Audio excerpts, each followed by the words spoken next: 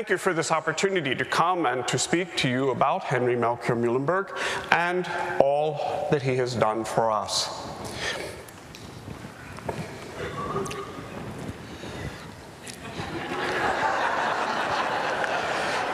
In December 1765, Henry Melchior Muhlenberg set out for New Hanover, which was the third parish that he cared for over a number of years. He saddled his horse in Philadelphia. He headed up for Trapp, and there he was met by 3 of the officers from New Hanover Church. And he gave thanks on that day that the skip pack had not flooded. He gave thanks that day that the Perkiomen had not flooded, because that first night that he arrived on November 25th, 1742, the horse went out from under him in the Perkiomen and he almost drowned. So as he crossed those 2 particular bodies of water and he finally arrived in New Hanover, he was very delighted.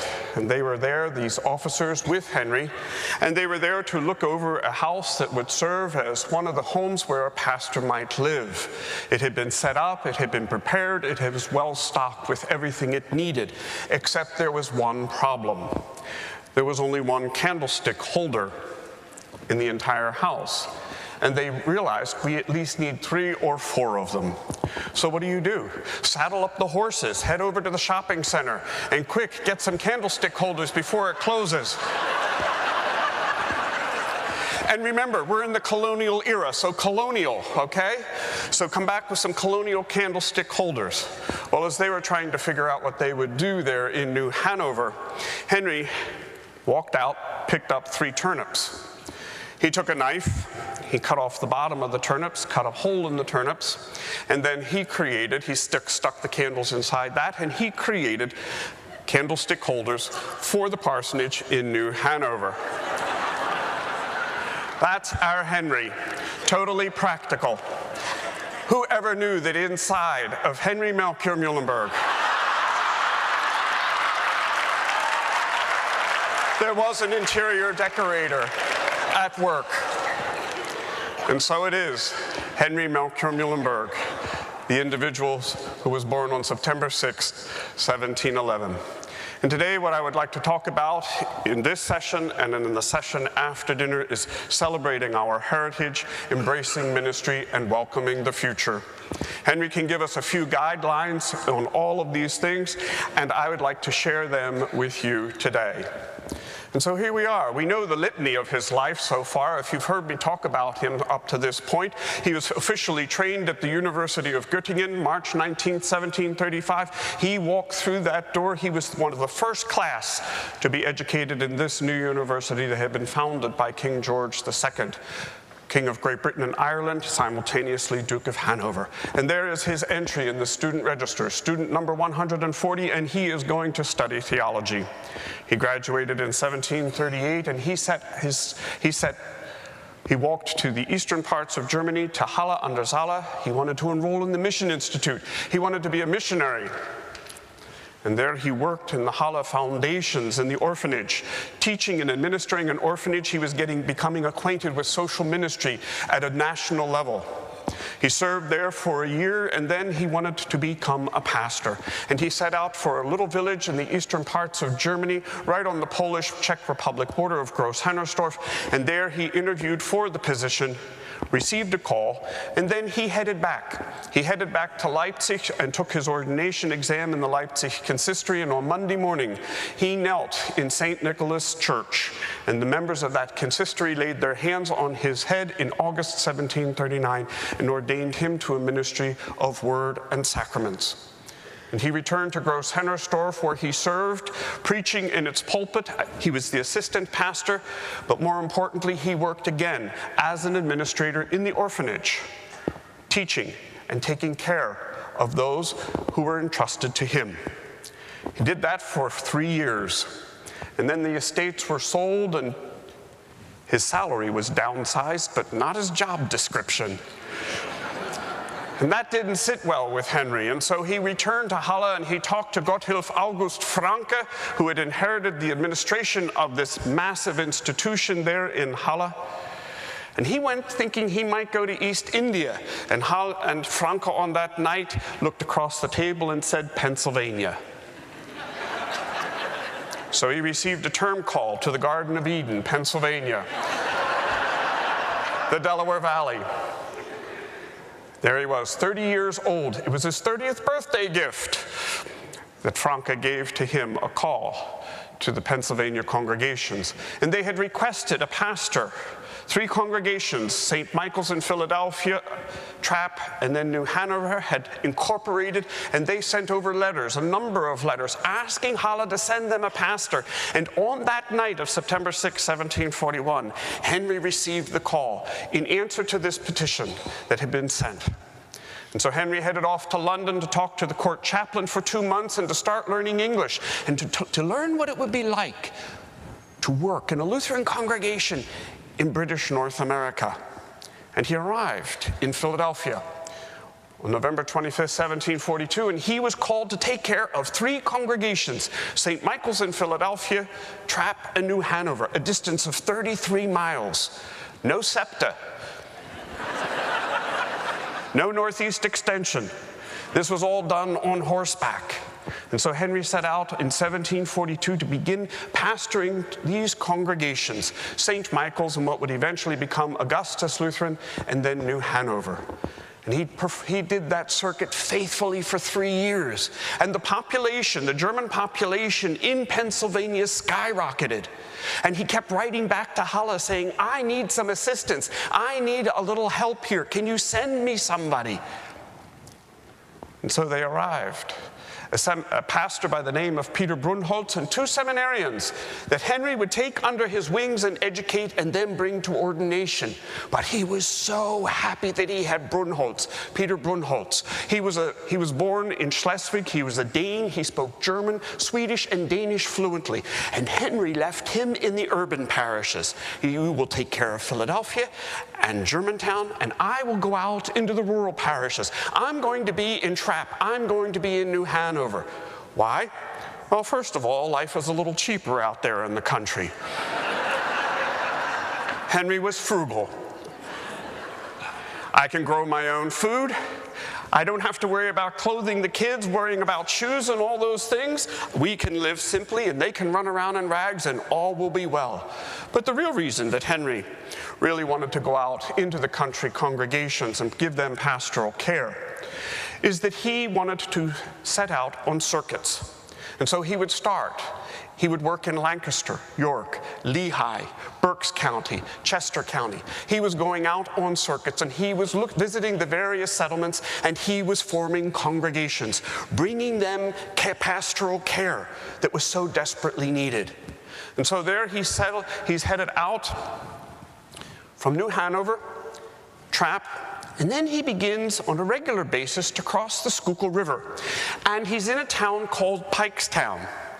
And he sees the possibility of perhaps bringing this congregation under the wings of New Hanover and Trapp.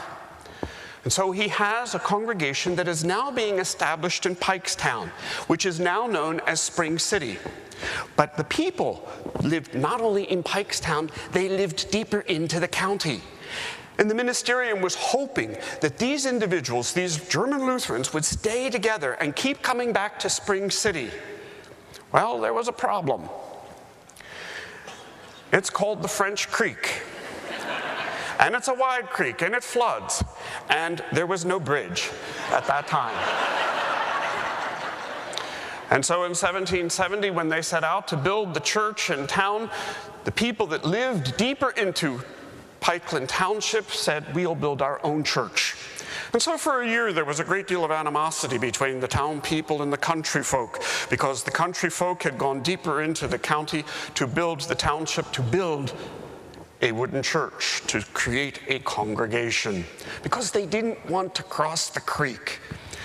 They figured it was easier for the pastor to cross the creek and come to them.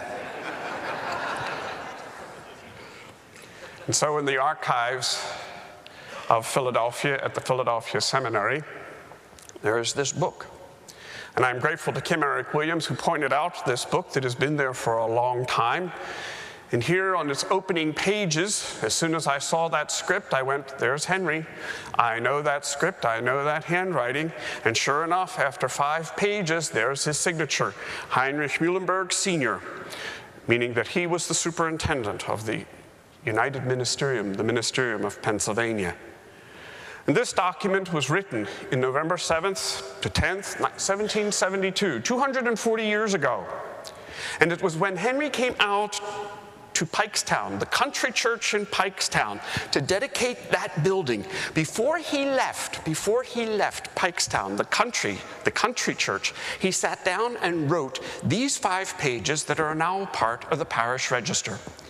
It's a history of that dedication. And it is a very moving document. It has a lot to tell us here in the 21st century. And it begins right in the second sentence. This is quintessential Henry Melchior Muhlenberg, 30 years of pastoral experience. This is a document based in that experience, wisdom, insight, and he's leaving it there for us. And so let me talk about this document that has remained buried in the archives and bring it to new light and bring it here within the walls of this Synod Assembly to talk about the ministry of Henry Melchior Muhlenberg. And there he's written in his wonderful script in German, he has written out the scope of ministry. What we do here, November 7th through 10th, 1772, we do for our children and descendants. That is the scope of his ministry. That was one of the guiding principles in the 30 years that led him to that country congregation deep in Chester County. What we do here, we do for our children and our descendants. He has a larger vision of mission. And this continually is in his journals and in everything that he is doing. When he is in Philadelphia in 1761 and 1762, trying to give St. Michael's a constitution that they so desperately needed, a constitution that will allow the congregation to elect its pastor, that will allow the congregation to elect its church officials, that will allow the congregation to vote on major financial issues. This is 1762. There's a great deal of arguing going on within the walls of St. Michael's Lutheran Church that was down on 4th Street. And Henry continually came back to this point. What we do here, we do for our children and our descendants. And what we do is to be beneficial for our children. What we are doing, we will hand down to children that have yet to be born. We are their ancestors. And he kept that in front of them time and time again. When it came time to dedicate Zion Lutheran Church just down the street with its 3,000, with seating for 3,000, Henry wrote out the document that would be placed in the cornerstone. But he knew what would happen to that cornerstone, that it would crack, the moisture would get in, and that document would just decay and rot away. So he wrote it out in his journals, everything that he had to say in that particular document, so it would be here for us today. For we are the descendants. We are the voices that Henry was thinking about. We are the people of God that Henry was thinking about back there in 1762, 1772. Beloved children, children's children, and posterity. And as I read that document, I realized Henry is talking to me. Henry is talking to us. And so he says, and now, dear children and descendants, we hereby commend you to God. And so these were the words that Henry planted in that cornerstone with the idea, this is for children and descendants. And here's a very moving paragraph that he has to say to us. Allow no disunity, dissension, party spirit, or division among you, but always smother the first sparks with Christian love and forbearance. Be charitable, sympathetic, and neighborly toward other religious persuasions. Be charitable, sympathetic toward other religious persuasions, and do to them as you would want them to do to you. There are the words of Henry Melchior Muhlenberg that were put in that document, that were put in the cornerstone of Zion Lutheran Church, there for us, because that church was built, that ministry was done for us, for children and the descendants. And so even though that church is no longer there, was taken down in the 1870s, its ministry and its mission is still alive and well here within the walls of this meeting house, because we are those descendants. That great and noble church that was there in the 19th century with its tall spire, with all of its bells. We come back to that country church in Pikestown, and Henry defines the kernel, the mission, the kerygma, the message. He leaves it there in that parish register in 1772, and it hasn't changed. What we have built, what we do with law and gospel, holy baptism and communion, and it is built on the foundation of the apostles, the prophets, the unaltered Augsburg Confession, and all the symbolic books. In every document that Henry wrote, there, in his journals, and left in parish registers, and left in archives, it was always focused around these key elements. It is about our mission of law and gospel. It is how we see our faith and how we proclaim that faith through the lenses of being a Lutheran. That we believe wholeheartedly in justification by grace through faith. We preach law and gospel. We believe in the theology of the cross, that God can come in the unexpected and always comes in that unexpected moment and when we least expect it. This was the core message that Henry gave to that country church in Pikestown out in Chester County in 1772. Henry didn't do it by himself. He had a lot of help, and he honors it here in this document that was left as a memento, a souvenir for the children and the descendants, for all of us. This is the building committee. These are the people that laid out the money for the building of that wooden church that would seat 500 people. And so he lists their names and gives them a place of honor, because this is shared ministry. Henry realizes the value of that shared ministry and the necessity of it. And so he embodies it here in this document. And then he has local partnerships. He is using them time and time again. Here we have Louis Voigt, who was the pastor at New Hanover, the pastor in Trapp, and the one who was coming every fourth Sunday to take care of Pikestown and then country Pikestown as well. Henry invites him for the dedication service. You're going to be here. And then he asks the Swedish Lutheran pastor that is at Gloria Dei, Göransson, he asks, come on up with me. Come on up from Philadelphia. Be here and be a part of this great moment when we recognize another congregation.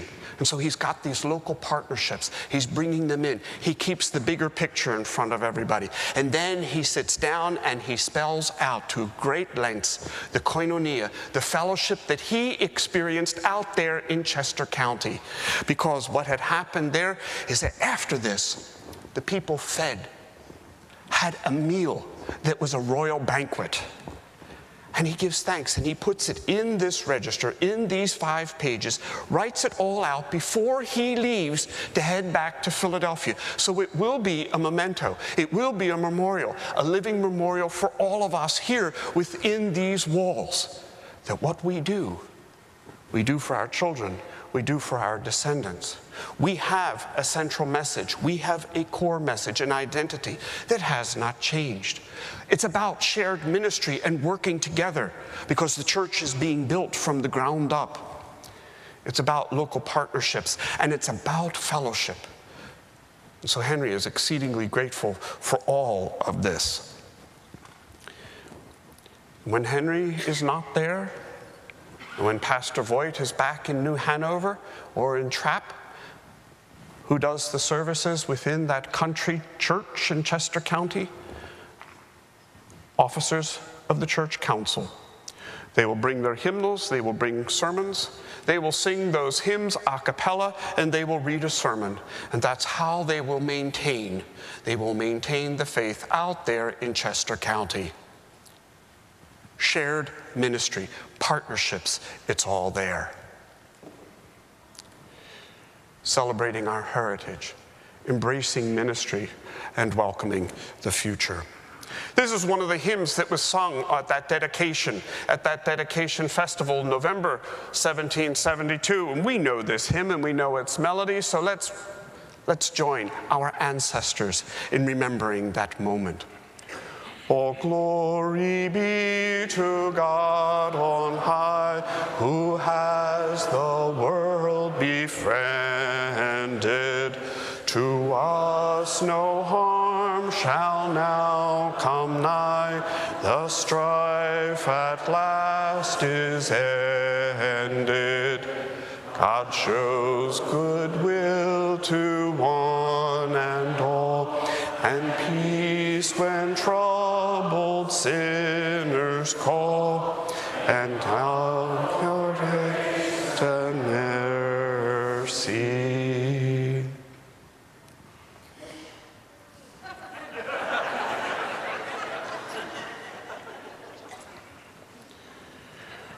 When Henry arrived in 1742, as was noted in the liturgy this morning, he would preach normally for an hour. And he did do that. 3/4 of an hour to an hour, Henry would stand in the pulpit preaching. And he made a special note of that as he was sending these reports back to Halle, that I do preach for about 3/4 of an hour. And then the congregation was sitting there and listening to this for many years, paying attention, being attentive to his thoughts, to his words. And then Henry, about 1753, began to mellow.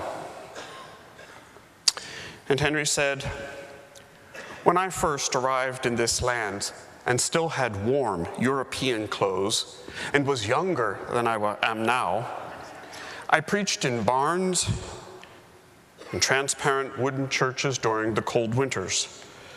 The poor people assembled from miles around. They were cold, wet, and poor, wearing thin homespun clothes.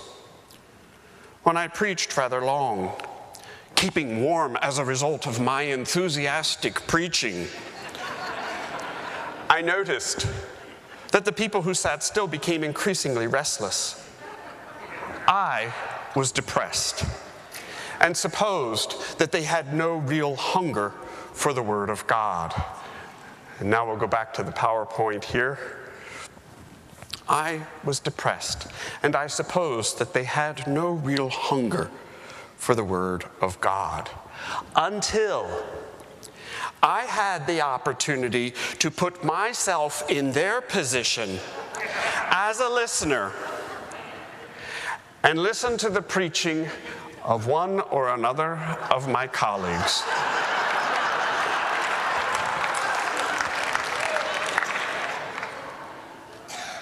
There it is.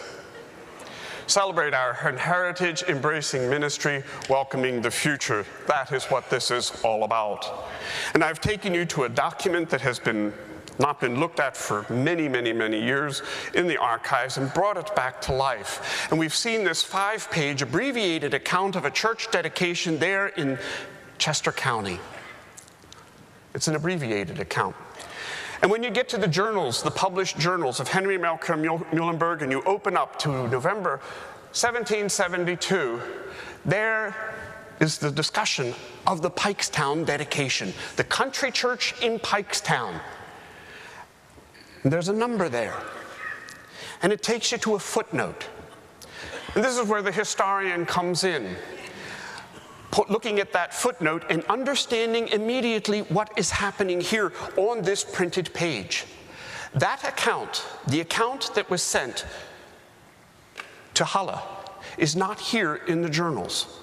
Normally what Henry would do is he would sit down and he would journal. And when you see journals, think of reports. These are reports that are going to be copied 2 more times and sent with ships back to London and back to Halle, so that the Reverend Fathers, as he would call them, would be aware of what was happening in the Delaware Valley, so that they would send assistance, so that they would send the offerings that were raised in the various European towns for the Pennsylvania mission. But this account that was published in the journals is not in a journal. It's nowhere to be found. The full detailed account. He has taken those 5 pages that he sketched out in Pikestown and he has enlarged it, and he has a 10-page account. That's not here on this side of the Atlantic. Instead, it was to be found in Europe, on the other side of the world. And what happened there? Well, on Tuesday, when Henry got back to the city of Philadelphia, November 10th, 1772, he heard that Captain Sutton was about to set sail for London, and Henry knew what he needed to do. He needed to sit down, and he wanted to write out a very detailed account of what he had just experienced in that country church in Pikestown. And he wanted to spell it all out in great detail and get it on that ship and get it to the other side of the world. And so when he heard that that ship was leaving, he finished out his account. And many times when you read the journals, he stays up all night and he is writing so that because he has deadlines. Fervent, focused, faithful ministry, as Dr. Hicks brought out. That's what's going on here. Henry knows he has a deadline. If he misses this ship, he may not be able to get word to Europe about this country congregation in Pikestown, and he'll miss an opportunity, because the Delaware River that we know today is not the one he saw. It was as wide, but it was much more shallow, and in winter it could freeze. So when he heard that a ship was leaving for London, he cleared his desk, he remained focused, he stayed up, and he wrote out this very detailed account because he wanted to get word to the other side of the world that there was a congregation ready to go. You could send us a pastor. We have a congregation that has a sanctuary, that has an officers, that is ready for you. You will be cash poor, but you will never go hungry. You will be swimming in turnips and potatoes. And he makes note of that in the long, detailed report. You will have turnips and potatoes. You will not go hungry. And he succeeds. There in the Halle Reports of 1774, the 14th edition, it's a pamphlet that will be distributed across all of Protestant Europe. There is the account of the country church in Pikestown. Did it work? Yes, no, yes. Okay? Yes, it worked. It got published. There it is on that page, in that pamphlet. There it starts about Sunday, the 7th of November, in Chester County, in Pikestown. Here is a congregation. And the new director of the Halle Foundations, Frelinghuysen, mentioned it in the introduction. He highlights this congregation, this country congregation out in Pikeland Township that is ready to go. And there it is. This little wooden church that could seat 500, that has officers that will keep somebody in turnips and potatoes. It is now internationally known. And there it is. And now Frelinghuysen uses a very well-known, well-established Lutheran tactic: guilt. Concerning the Pennsylvania congregation, it is sad. No new preachers, because congregations are always assembling. And that's where the no comes in. No pastor was sent for the country church in Pikestown. It relied on the pastors from New Hanover and Trapp for a very, very long time. So yes, Henry succeeded in getting word to Europe. Henry succeeded in getting word out around the world about a little church out there in Chester County, where there was shared ministry, that is dedicated to God, that is dedicated to the Lutheran confessions, that has a message, that has a focus about children and descendants, and is ready to go. And there's plenty of fellowship up there. You won't go hungry. So no one came. But word got out there. But I said there was a yes, no, yes answer. Yes, Henry got word over to Europe. No, a pastor did not arrive specifically from Halle there, but the congregation still exists today. The congregation is St. Peter's, Chester Springs. And in November, we will celebrate the 240th anniversary of the dedication of the old wooden church that is long gone. But what Henry did that day, those days in November of 1772, it's still there. And his vision of we do this for children and descendants still lives on. When he sent word back to Halle, he was globally connected. Global connections are not something new. It's been a part of the Delaware Valley mission. It is a part of our Lutheran experience from the very beginning. Henry was sent because a congregation asked Halle for a pastor. That's a global connection. Halle received that word. Halle was the network for missions in India, in the Delaware Valley, places around the world. This is the place that was keeping it all together. And so when Henry receives the reports from India of what is happening there in the mission, and he will receive them time and time again and note them, he is reaffirming his global connection. That's our heritage. That's our ministry. We have never done it on our own. We have always been connected from day one. And Henry knew that. And behind all of this was a dynamic spirituality. This was a spirituality that was nurtured by the Word of God. This was a spirituality that was daily reaffirmed by reading that Word of God and immersing himself and his entire family and the congregations in it. These are a little box of cards. These were Henry's. His fingerprints are all over them. Whenever he saddled that horse, that box of cards went in to that saddlebag, because every morning he would sit there and look at a card.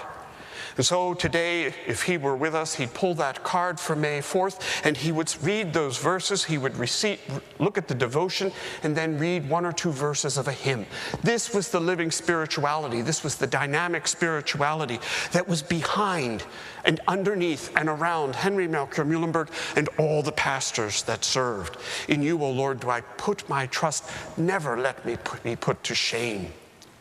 And he would continue reading that card. And that's what he would have read this morning before he came here to this Synod convention. Lead me, Jesus, ever lead me. Let me never depart from you. Be my shepherd, tend and feed me. Let no sin ensnare my heart. Luther's famous formula for the study of theology: pray, meditate, and then practice it. And there, Henry will stop, and you read time and time again in the journals where the day before he preaches, I prayed and I meditated. I read and I meditated. And that's what he did, always based in this Bible, always based in the Word of God that was with him in that saddlebag with those cards that he held on to his entire life. He would also draw those cards at random when he was perplexed. It's sort of like a biblical lottery and opening the Bible and putting your finger on a passage. It's not something that I do on a regular basis, but that was part of Henry's spirituality, and it's not for me to judge. So on January 19th, he was perplexed, and he was really questioning how to move forward. And he pulled this card. Do nothing without deliberation, but when you have acted, do not regret it. And so he took his comfort from that.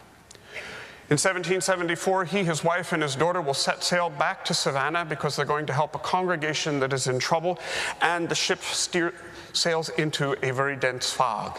They have lost their way, and they're losing the water underneath them. The seashore is rising up, and they are afraid. They are absolutely afraid they are going to run aground, and the ship will become dependent on the waves, will be broken up, and they might lose their lives. People have given up hope. They are crying. The crew is in panic. So Mary Muhlenberg, Henry's wife, pulls out that box of cards, and she pulls out this card.